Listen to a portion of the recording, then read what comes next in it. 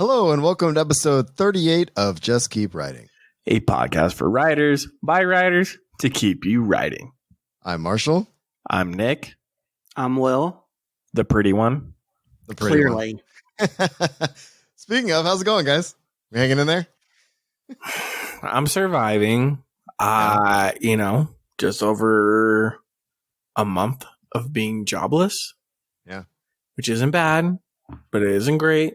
But I need a job because I don't want to be around my kids all day anymore. Yeah, it's interesting when you go from being at a place and then being at home all day when you're never spend that much time with people. It took a while to get used to that. All four of us being in the house, but good luck, man. I hope you find something soon. Thanks. A lot of it is I'm a new dad. There's a lot of adjustment periods going on. And so that is what's getting everybody. But it's starting to smooth out recently. And I'm just like, I'll take it. Yeah. Like, this is nice. For sure. We're actually, this episode we're just recording an introduction to an episode. Actually, we did an interview with Mary Robinette Kowal a little bit earlier today. And that's what we're introing today. I know, Nick, you've listened to it. Unfortunately, you were not present during the interview. How do you feel about that? Impromptu Nick interview. I feel good about it. The interview is spot on. I think a lot of it has to do with, one, the professional Mary Robinette, and then the willingness for her to open up on a lot of the things. So I feel like it was spot on. It is emotional, though. There's some moments in don't spoil this it. Interview where I choked up. Yeah, I knew what she was saying. I identified with. Nick is the king of oversharing. Before that shit happened. Which actually, it may have worked out okay that he wasn't there. He'd probably still be in that interview. Okay, that is true too. Very true.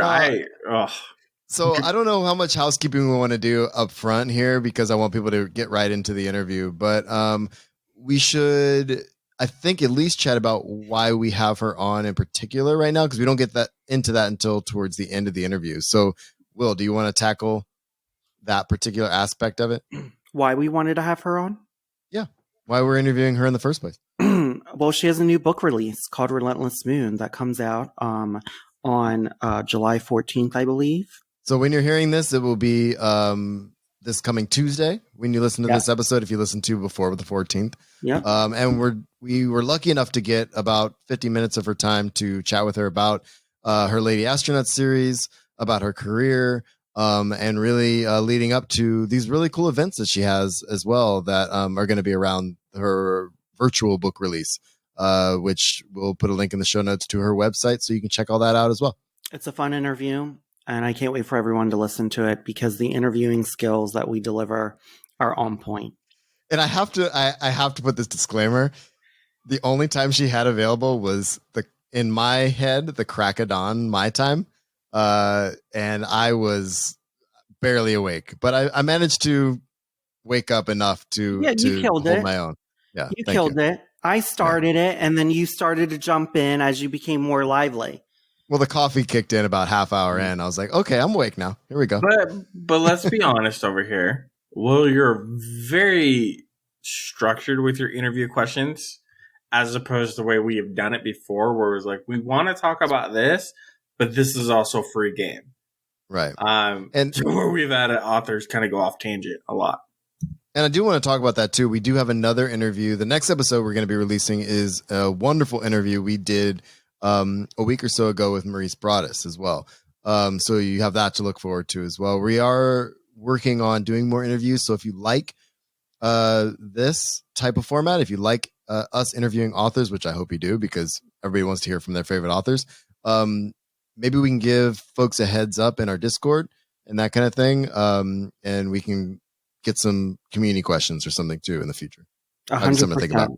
And if anyone, with the Maurice episode that's going to come out, if anyone wants to read his great middle grade book called The Usual Suspects, we really kind of dive deep into talking about it.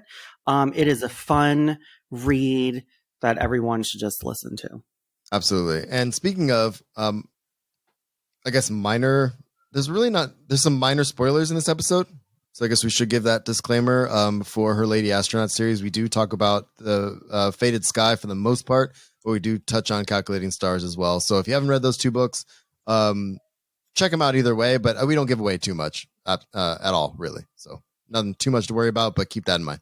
Look, great interview. There's so much knowledge to pull out of it, and there's so much to learn from her. She's actually been one of my favorite teachers over the last few years. Yeah, I'm just hoping everyone loves it as much as I did, and I wasn't there for it. I probably would have cried a little bit, blushed a lot a bit, and I just enjoy. That said, I think we should probably talk about really quickly. We're gonna have some changes to Patreon coming up here. It's just some stuff to think about. So if you're thinking about supporting the show, we are going to work on that as well coming up. More interviews. Definitely check out social media and all of that kind of stuff. We have links in the show notes to our Twitter page and Instagram. Will, do you want to reiterate really quick what we're trying to do on Instagram right now? Yeah, Instagram, we're doing a book a day, the book of the day, where we're going to recommend a book that one of us have read or an upcoming book that we're super excited about. And yeah, you should check it out and if there's any books that are your favorite, you should, go on Instagram, mention it, because it could be something that we haven't read that we would really like to read. Absolutely. So, anything else before we get into the interview? No, I mean, we have a lot of changes coming, so you guys expect it. It's going to be great. A lot of fun stuff happening. And we are writing still. We are writing still. We're writing a lot. And we still plan on discussing techniques and things like that as well. So, and I think there'll be an episode. I don't know what the time frame is going to be, but there might be one episode in between this interview and the Maurice episode. Or are we doing that one after Maurice? No, that one's going to be after Maurice. Okay, got it. So we'll have 2 interview episodes, and then we'll be back with a regular episode, and we'll hopefully have some updates for you about Patreon and everything else. So enjoy the interview. Have a great time. So this week we have Mary Robinette Kowal on the show. Welcome to Just Keep Writing. Thanks so much for having me. We're so excited. We're very excited to have you. We are really excited. Marshall and Will, I'm so fond of both of you, so it's great to be here. Oh, yeah, we can't wait to. We were just talking before we started about hoping to see you all again on the cruise and do that again in the future. Oh, so yeah, I know. We're hoping, fingers crossed for that. In the after times. After the pandemic, AF, in more ways than one. So, okay, we'll start off with our questions. So describe your writing career in 3 words. Totally random surprise. Totally random. Cool. So let's unpack that for a minute. Why was it totally random surprise?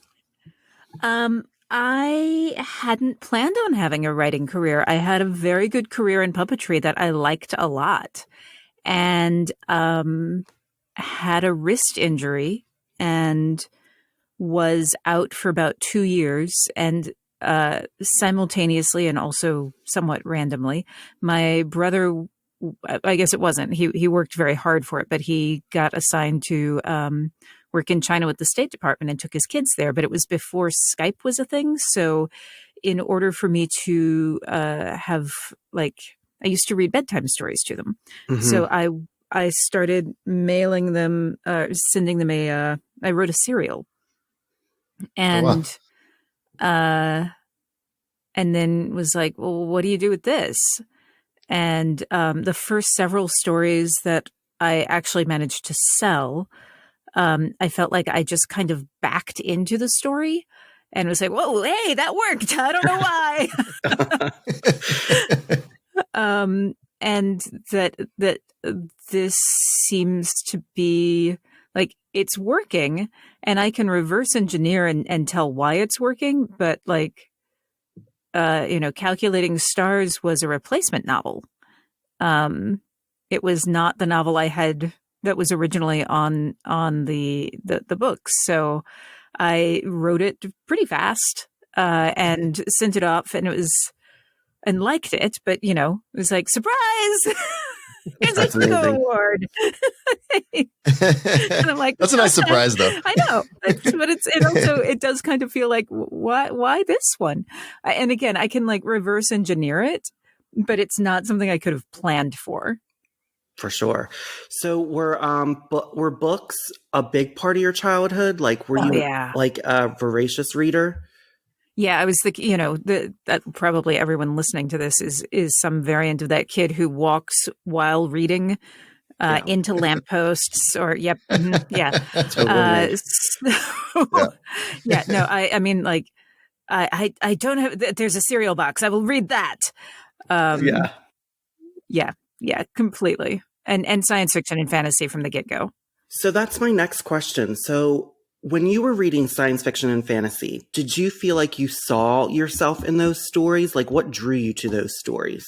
It depends. I mean, I think that our ability to empathize with someone who is not like us is one of the things that makes us most, our best selves as humans. So I did see myself in books, even while recognizing that I was not represented that often. The character who probably felt most like me was Meg from Wrinkle in Time. Oh, I love those books. Okay. I'm terrible at math, but I had the glasses. I was awkward. I had. And I remember, and I also had, I still do, I have a temper that I don't always know what to do with. And so I think her struggles were incredibly useful for me. And the other one actually is not from science fiction and fantasy, but is actually from Louisa May Alcott, The Old-Fashioned Girl, was... like, there's so much of that book that I can point at and say, oh yeah, this life decision that I made because Polly would have. That's something I learned from Polly in that book. So those are probably two of my really like formative kids books, as such things go. So how did it, once you had you started reading those books, as you got older, how did your taste in stories evolve and change? And like, oh my gosh, I really like that. I want to tell something like that. That's a great question. I think one of the things that happens to a lot of readers as they grow up is that you hit college and you don't have time to read. And then you go off to get a day job and you don't have time to read. And while that happened to me, the other thing that happened to me was that I started touring with puppet theater. And so when you're in the van, you basically have nothing to do but read or talk to your tour partner who you're on the road with for 9 months out of the year. So you don't actually talk to your tour partner. And so I didn't have the thing that happens to, I think, a lot of people who are science fiction fans, which is that after the hiatus of not being able to, of having no time to read, I think that a lot of people go back to the things that they used to read, which were juveniles. Mm-hmm. They were not written for their age bracket. And so they read them and they're like, oh, this is not... and I didn't have that happen. So my stuff kept aging up and evolving. And I feel like that's still happening to me, that my tastes get more sophisticated, not in terms of, the literary technique, but in terms of the flaws that I'm willing to accept in a book. Mm-hmm. And the ones that I can see, a lot of the books that I dearly love, I couldn't recommend in good conscience as, today. They were the right book for me at the time, but I can see the societal flaws in them. And there are other books that do the same thing that don't carry that damage or baggage. So that's the kind of thing that I see changing, and I am much more conscious about looking for books from authors who do not share my background and giving those books time, rather than saying, "Oh, this is different," and bouncing off of it. Right. I found this really interesting. I was listening to a podcast from a booktuber was on there, and she is white and is from London. And she said, she looked back and she didn't really see like, oh my gosh, I don't really have people who are more unlike me than not. And she's been making like this focus. And to me, like and I don't know if it's because of my upbringing, because I grew up like in a very Black neighborhood and I'm, I look white. I think always really read unconsciously. Like I would pick up Black authors because a lot of my experience as a kid wasn't really transcended in someone who grew up like in a white middle-class family in like the middle of America. So I always found that kind of like, wow, like we sometimes are really drawn to just what we know. And so Right. I've been like on the journey of trying to read all the time what I don't know, or can I see myself in something? Because there's been a lot of times, me, Nick, and Marshall talk about this a lot, of like seeing ourselves in something. And the first time you do, you're like, oh, that can happen. Yeah. Was there a book that you, as an adult, it just like hit you and you were like, it was profound?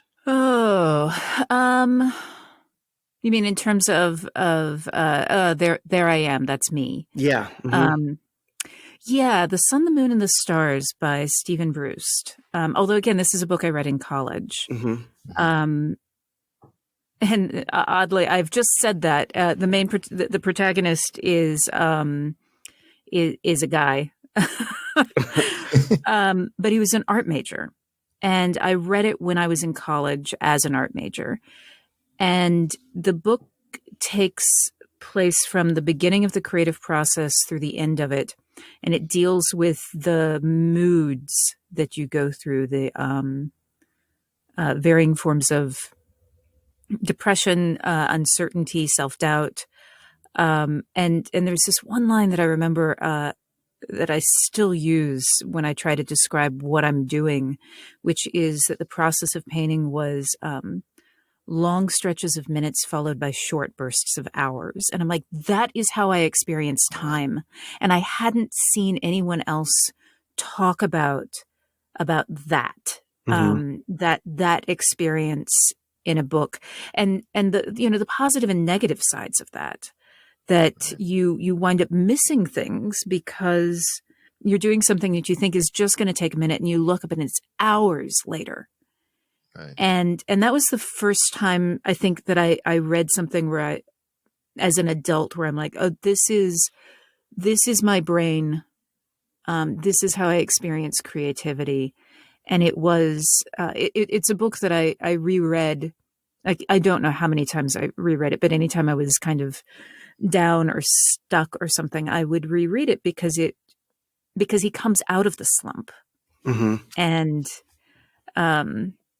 so that was one. As far as seeing, my own experience, honestly, that's one of the reasons that I say that is the reason that I made Elma York Southern, because it is not.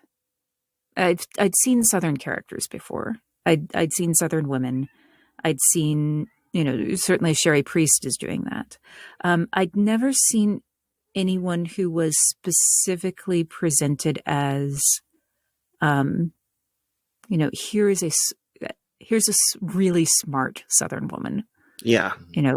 Like all of the other women were their protagonist attributes were not their brains.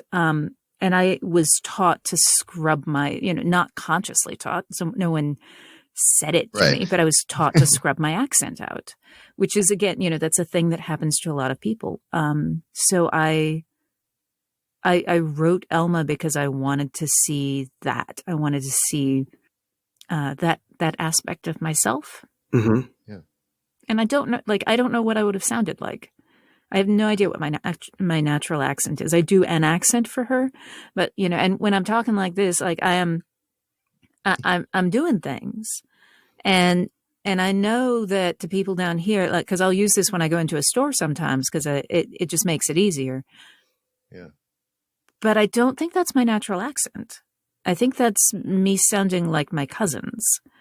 Mm-hmm. And even to them, I sound Southern. I sound naturally Southern, but I don't really sound like I'm from around here. Mm-hmm. Yeah, I love that character, by the way. Yeah. It's funny. We've been, Will, Nick, and myself, we've been talking a lot about who we want on the show and stuff like that. And obviously we've been wanting to talk to you, and thank you for giving us your time, obviously, today. But I read all audiobooks and I consume them pretty quick. So I actually read your Lady Astronaut series within 3 days. Oh, wow. It's 2 books.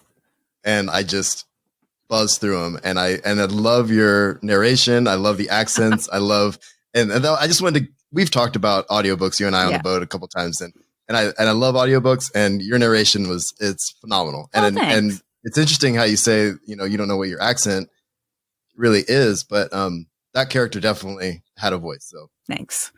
Yeah. I just wanted to say that. Thank you. And that was actually a question that I had to answer when I sat down to record the audiobook, because what I think Elma does is the same thing that like my mom does. My mom code switches like you would not believe. I grew up in Raleigh, North Carolina, which has a very different accent than Tennessee. But she's from Tennessee, and she is specifically from a family that was quite poor. Like she had literally a dirt floor in childhood. Not for her entire childhood, but like, depression. Yeah. Yeah. And she made a conscious choice to change class. And so she changed her accent as part of that, because it's a class marker in the South. Mm-hmm. I mean, it is other places, but really a lot here too. And then when we were in Raleigh, it's a different accent. So she matches that accent, but then she does fundraising, and a lot of the fundraisers, she's talking to people who it's the Research Triangle Park. So they've transplanted down from, other places, and she would seamlessly dial up and dial down how much accent she had depending on who she was talking to. And I think Elma would do that as well, that she would, and I know a lot of, like, Mom is not unique in that, but I think Elma would actually dial up and down how much accent she had. And so when I had to decide what voice to use for narration, I was like, I think that her speaking voice, she probably doesn't actually have an audible Southern accent for most of it. But I made the decision to dial it up a little bit, because I'm like, the whole point is to represent this accent. Right. Mm-hmm. And so I do some code switching with her, but not as much or to the degree that I think that I think she really would have. I just liked it whenever she was, snipping at someone or something like that. It would definitely dial up, and I love those moments. Oh yes, we will get, honey, I will just bless your heart. That's amazing. Yeah, Fran Wild and I once had a nice off, which is, You said nice off? Oh yeah. Oh Okay. yeah. No, you do not want a Southerner to get real nice. Particular type. Like, well, honey, I just know you're doing the best you can. Oh man. Oh yeah. That's great. I have never seen anyone wear an outfit like that. Oh, Oh, aren't man. you just something? The nicer, the worse it gets. Oh, it's so.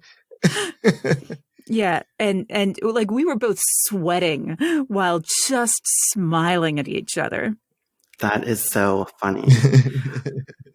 So when you started writing, because I look at, like, your books and everything, and it's very like steeped in history. Is it because, you know, history has fascinated you with that and you wanted to add those science fiction and fantasy elements? Why a lot of historical? Yeah, chicken and egg. Chicken and egg. For context, my brother has a PhD in history. That's awesome. Okay. Yeah, my Okay. grandmother, my aunt, everybody was teachers. So like I have always been fascinated with history. I don't have to be rigorous about it this way. Or rather, I'm still rigorous, but I don't have to show my work. Like, I don't have to do footnotes. I don't have to do a bibliography. I mean, I do a bibliography because I'm a nerd. But point being, I get to have all of the fun without having to do academic citations. Right. But the other reason that I like writing historical stuff is that there are patterns that repeat in our society. And there are patterns that repeat across cultures. And also there are patterns that are like wildly different from culture to culture. And when you start looking at history, you start to see those patterns. And it helps you understand your own place in the present. It helps you understand things that might be coming. And it helps you spot the things that you think are universal that are not universal, that are new things. So, reading the Lady Astronaut series, I feel like it deals with a lot of like sexism, racism, also climate change that is so relevant in 2020. And I feel like what books can really do is kind of take you out of 2020 and give you this framework of how you can discuss things in a non-confrontational way. Yes, exactly so. It is the other. I mean, I think that you can do that sort of distancing from a problem with any form of science fiction and fantasy, that this is one of the strengths that our genre brings to conversations. But when you throw in history, it really does allow people to draw parallels to modern day. And the other thing about it is that they can't say, oh no, that's too far fetched, if you're throwing something at them that actually happened. Like every piece of sexism that is in that book is something that happened, that either was documented in something that I read, or happened to someone that I know, or happened to me. And it's real tempting to say that this stuff is historical, and it is not. Mm-hmm. Right. It is sadly not. And the same thing for the racism. Like the thing that I think that I did, and I keep saying this in interviews, so forgive me for people who've heard me say this before, but the thing that I think that I did in this book is not to talk about sexism and racism. It is to just not ignore it. Mm-hmm. Like the book is about an asteroid hits the Earth and let's get off the planet. And I just didn't ignore the fact that these things affect the way people move through the world. That's the choice that I made. In those scenes that you're writing, when Alma or any one of the characters deals with something like sexism, racism, are those scenes hard to write? Is it like, because there's certain scenes like I've written that I've internalized something that's happened to me. And then when I put it on paper, it is sometimes cathartic. Other times it's even more upsetting because I put it out there. What is that relationship with you? So all of the scenes with the racism, where Elma is being the clueless white lady, those are all scenes that I have been the clueless white lady and had a friend do the hard emotional labor of correcting me. I let Elma learn faster than I do, and I think part of the difficulty was remembering to not let her learn too fast. Like I have to actually let her fuck this up. Mm-hmm. Right. Sorry. No, I didn't ask totally. if cursing was okay. 100%, because I'm like a truck driver. It's totally fine. Oh, great. I'm like Good. I'm like a sailor. Yeah. So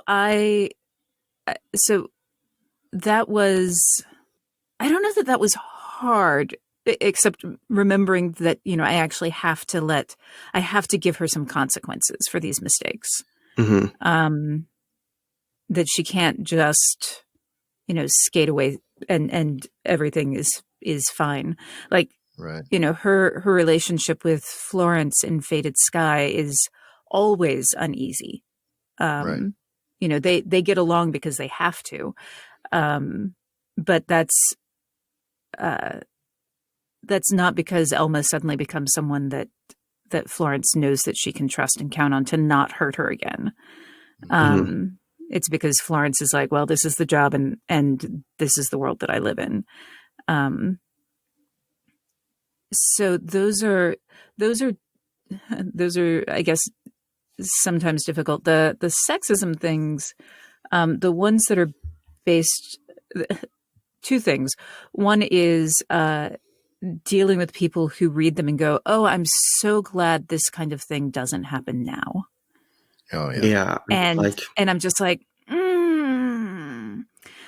no, it's been especially in the last month or so, it's been a lot of conversations along those lines, and people and the conversations I've had with folks, it's just like, you really think this is brand new? Like this is something that is still going. It still happens every day, you know?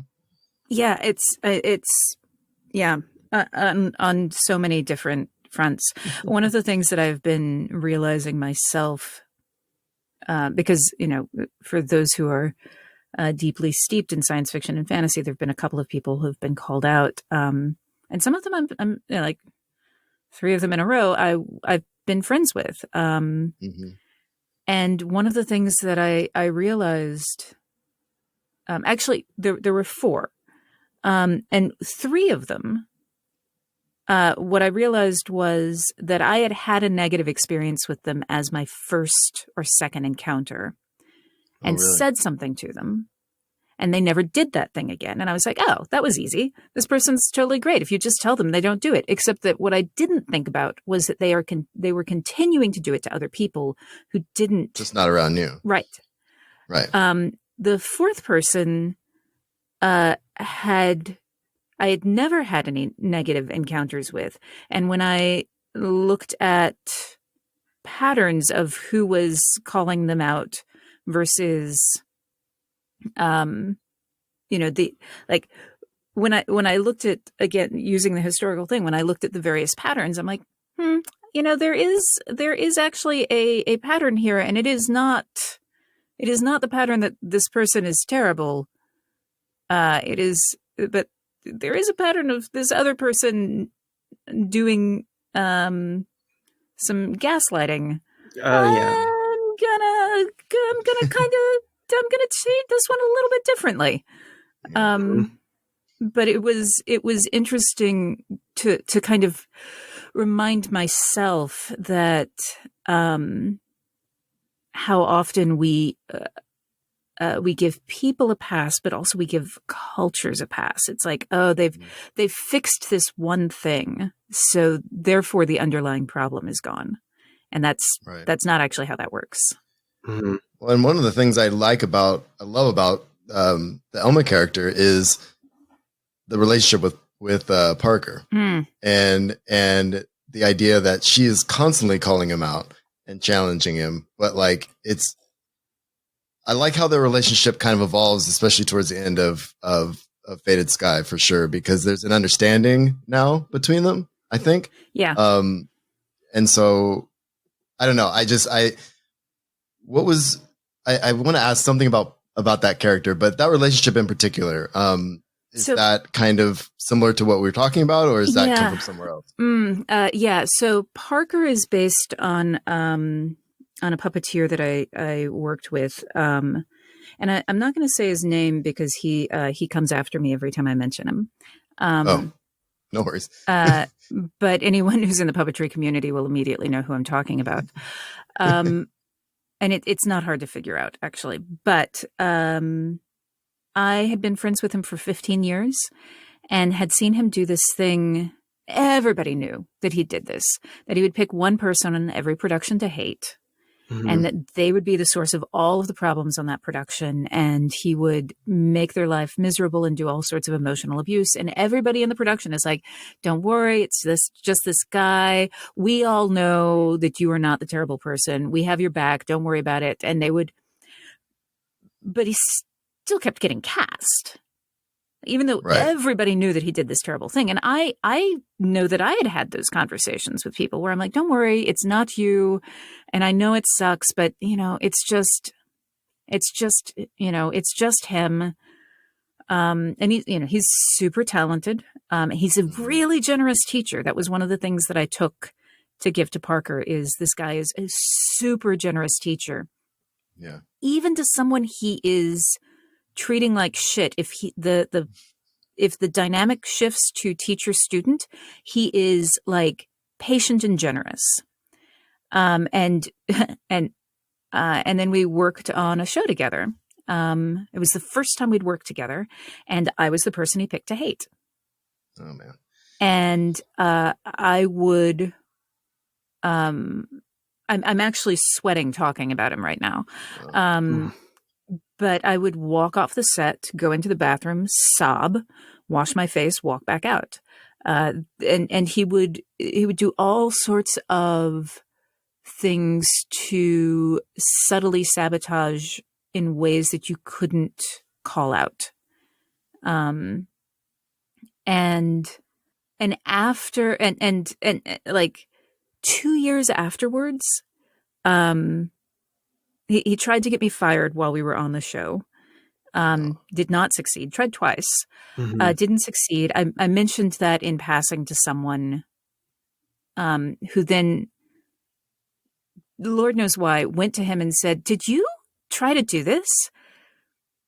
And his response was to write a 700-word email to me, blind CC people that I know, lie, say that I had been fired when I actually worked on the show longer than he did. Like it was just filled with lies and gaslighting and vitriol.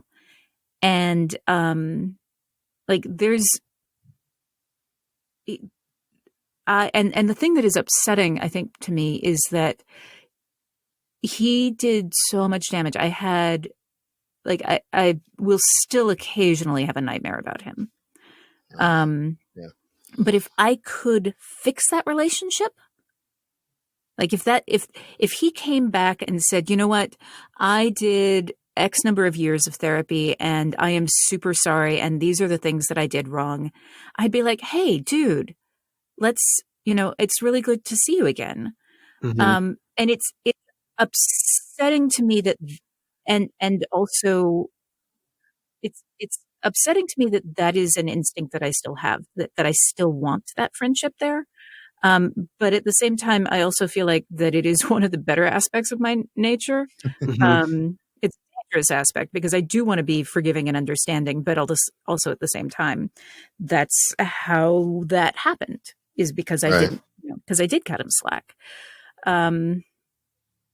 And so with Parker, what I wanted to do was like, what would have happened if this guy had made better choices, if he had actually listened to people talking to him, if he had not had a choice about it. Like, Parker does not have a choice. He is trapped with these people for 3 years. And also shit goes down that, So I wrote the redemption arc that will never happen with this other guy. For sure. And I think most of the time it doesn't.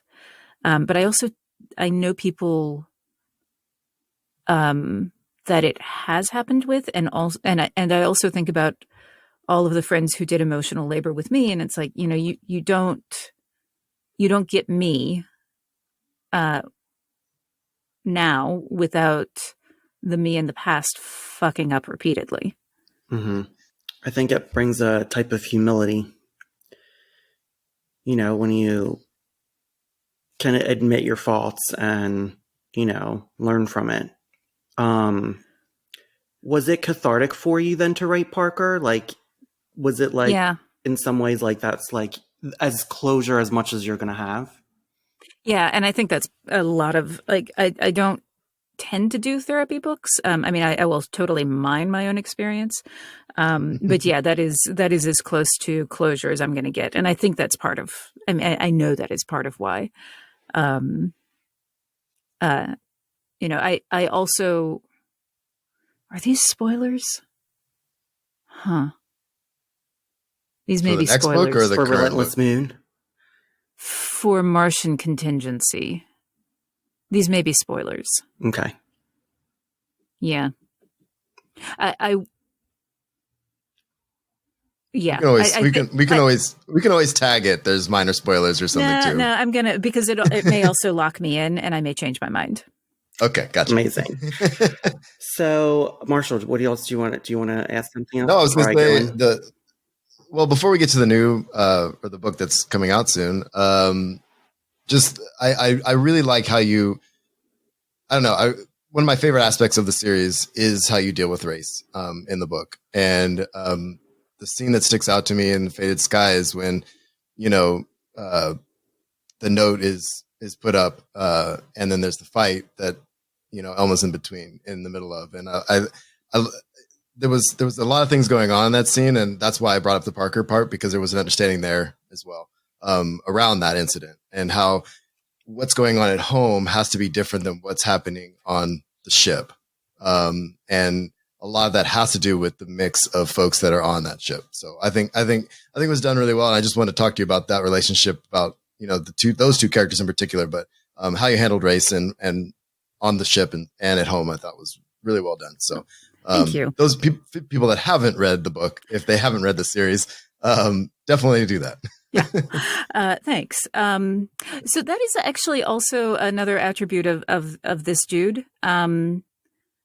He was, and like, people are complicated. He was a really big advocate for puppetry's real white, just in case.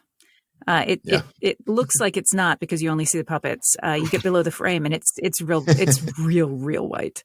And he was a very strong advocate for getting puppeteers of color into shows, and would bring them in as assistants in order to give them the resume and the experience. And he would throw them into shots anytime he could. And it's like you want people to be terrible all the way down, Yeah. Right. It's so much simpler, and they aren't. And you want people to be good all the way through, and they aren't. And Right. it's really frustrating. It's like, but yeah, that scene. I remember that was a scene that I had been looking forward to writing, but I don't remember if that was based on anything, on a particular incident. I see. So, Let's talk about Relentless Moon. Pitch it to us. All right. Relentless Moon is a spy novel in space. No, I don't know. So it's a parallel novel to The Faded Sky, for those people who haven't read any of them. I carefully wrote it so you can actually read it as the first book in the series. I had several beta readers who had not read anything else. In an ideal world, you will have read at least Calculating Stars, but I'm actually okay with you reading Faded Sky or Relentless Moon in either order. You'll get spoilers for one going one direction and spoilers for another going the other direction, but I carefully let you know that bad things happen, but not how. So there's still suspense either way. It is from the point of view of Nicole Morgan, who is the wife of the governor of Kansas. She was one of the first Lady Astronauts selected in the same class as Elma. She's a pilot. She's over 50. And she's tensions on Earth are real bad. People are not happy about all of the money being thrown into the space program. And so there's a group of extremists who decide to sabotage it. And Nicole and friends have to try to stop them. in space. I love it. What was different about writing Nicole as the main character versus Alma? So Elma, in both things, like I said that I tend to try to reverse engineer. It's like, well, why did that work? Mhm. And I think one of the things that worked with Elma was that I gifted her with a larger piece or a very specific piece of my personality. And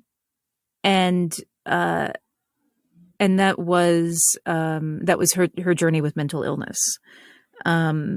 Like, I don't have social anxiety disorder, just in case anyone who's ever met me is surprised by this. Surprise! That is not a problem I have. Depression I deal with, and the not wanting to admit that for far too long. But so that journey is what I gifted Elma with. I gifted her with my my southernness, my mom's. But what will people think? Constant refrain. What I gave Nicole was my rage. I like it. And that was deeply satisfying to write, especially when I was narrating the audiobook. The book plays real different now than when I wrote it. But being able to say some of those lines like now was very satisfying.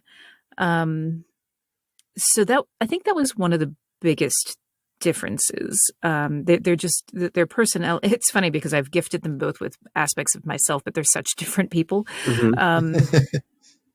The other thing, oddly, that was hard with Nicole was voice. Elma was really easy because I'm like, oh, okay, I can let all of the Southern out. Because even if I don't pronounce the words, the phrasing is still there.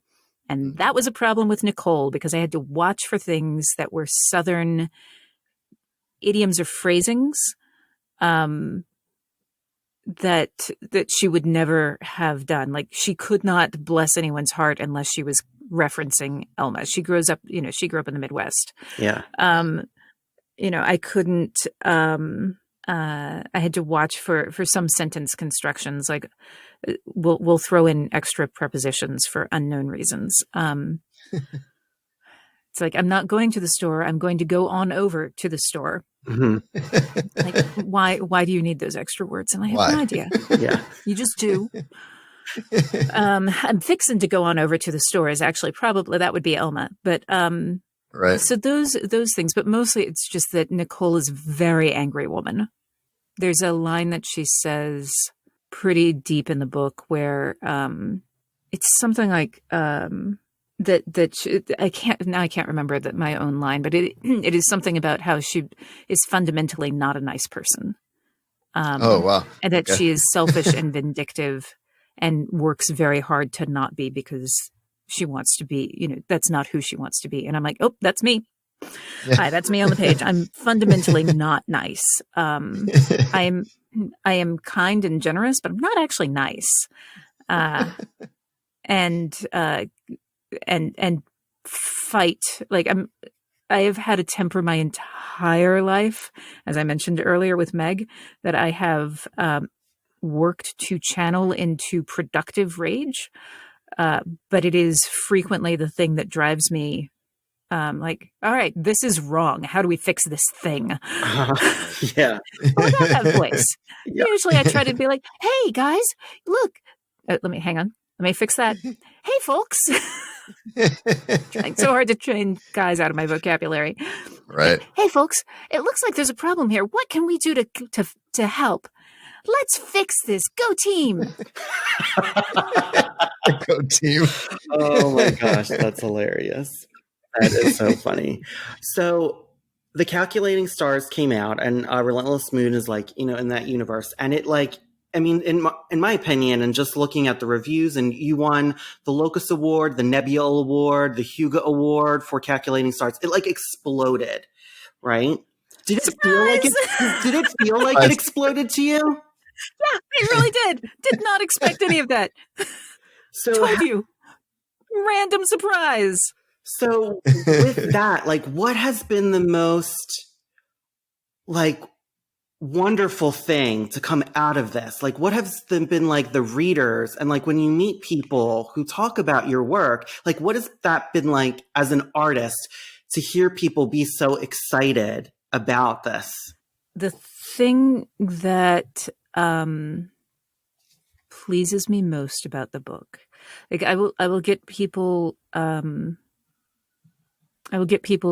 I just had one the other day from a Jewish man who grew up in Savannah, and he said that this was the very first time he'd read Southern protagonist, he'd read Jewish protagonist. He had never read a Southern Jew before, and seeing Yiddish with a Southern accent on the page, the way his parents and grandparents spoke it, that he didn't realize how much that was lacking. And having a couple of those people say things like that they didn't realize that seeing themselves on the page in that way was the moment when they understood why representation mattered, because they hadn't understood what they were missing. That is gratifying. But the thing that makes me honestly weepy is the people who write to me and say that they got therapy for the first time because of Elma. Oh, Wow. That they hadn't, like this one woman said, the thing that happens with Elma when she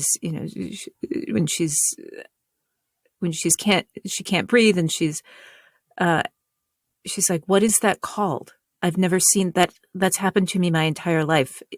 And I'm like, that's called a panic attack. Yeah. You need, this is please, go talk to a doctor. There's medication and treatment, and the fact that she was an adult and no one had told her that was not the way she had to live. Right. I mean, surprise, did not expect that when I wrote the book, Yeah. So yeah, that has been the explosion that I have been happiest about and saddest about, because it really underscores how badly we fail at mental health in this country, that people are learning about their own brain for the first time from a science fiction novel while they are fully formed adults who have been functioning in the world. Yeah. I mean, that's powerful. Yeah. Thank God I brought tissue into the booth. I'm going to just turn away from the microphone right now. No, it's fine. Sorry, we didn't mean to make you cry. Hey, it's a good interview because that means that you're asking me hard and difficult questions that are not the same ones that I always get. So good job. Thanks. And also for making this a place that I feel safe, and I trust you and I trust your listeners. So I am happy to cry on microphone for you. If you saw who was in our Discord, you would know. I mean, they're all WXR folks, people that, it's all this community. And that's why one of the reasons why we wanted to have you on and folks from the community is because we want to keep that going. So, we do appreciate your time today for sure. I know we're running out. I have one more question. I have one more. So because this is Just Keep Writing, I want to know, Mary Robinette, what does keep you writing on the days when, the world is maybe in a pandemic, or like, you're having a bad day or a good day? Like, what really does motivate you to be a writer and a storyteller? So on bad days, I actually give myself permission to not write. That's important. And I didn't used to, and it actually made the depression worse. So now what keeps me going is to remind myself that it's temporary. It's like, this is a state that I am in right now, and I will come out on the other side, and the writing will be there when I come out. And on the days that are just like, nah, the thing that actually keeps me writing is a website called forthewords.com. I evangelize about this kind of all the time, but they have done a really excellent job of creating a community around this role-playing game where the way you defeat monsters is the number of words you write and the time in which you write them. But the thing about it's a really cool website. Oh, it's so good. And the art's very pretty. And they're good people. Like they're not nice. They're good people. Yeah. And I will write to earn a pair of wings in ways that I will not write for a paycheck. But what it really fundamentally does is it externalizes the things that it takes stuff that is happening in your brain and about the way you're relating to the work of writing, not the creative part, but the work of the sitting down and the slogging through, and it externalizes it and it gives you a reward. Because one of the problems that we have, I think, as writers in the digital age is that at the end of the day, when we finish writing, I close my computer and there is no evidence that I've done anything. Once upon a time, like when I started back in the day, I had to write longhand on a legal pad. But like there were legal pads stacked up. Right. It's like, yeah, I wrote. Look at how much I wrote. Mm-hmm. Look at the stack. And and now I'm like, yeah, I wrote. Look at my wings. That's great. That is great. I mean, I just remember you got a lot of us working on that website on the boat last year, and it was fun to have another way to just keep moving along. There's a few more words, and you get something cool, and you defeat a monster, and it really does make it easier. Yeah. So. The other thing that I'll say, because not so gamification actually makes some people worse. It causes stress and it makes them unhappy. So the other thing that I would say for people who are like, how do you keep going, especially when the world is on fire, is to make a bargain with yourself about some really small thing. And for me, it's 3 sentences a day. So, on the days where I'm like, I'm not sure if it is depression or laziness or distraction because my narrative brain is being eaten by pandemic and civil unrest and injustice. What I do is I'm like, okay, you have to write 3 sentences. And some days those sentences are literally, I'm tired, it's late, I don't want to do this. But most of the time, what happens is that those 3 sentences turn into a paragraph, and sometimes they turn into a couple of pages. So, pick a goal that is incredibly small. Mm-hmm. Don't pick the lofty goal. Pick some goal that is incredibly small that you can actually do. That you can do even when don't think about when you're, could you do this when you're depressed? Don't think about that. Think about if you had the flu, the actual flu, not the 1918 one, but just, the regular run-of-the-mill flu. If you had the flu, if you, had full-on aches, pains, stuffy head fever, that whole thing, what could you do? Could you do 3 sentences?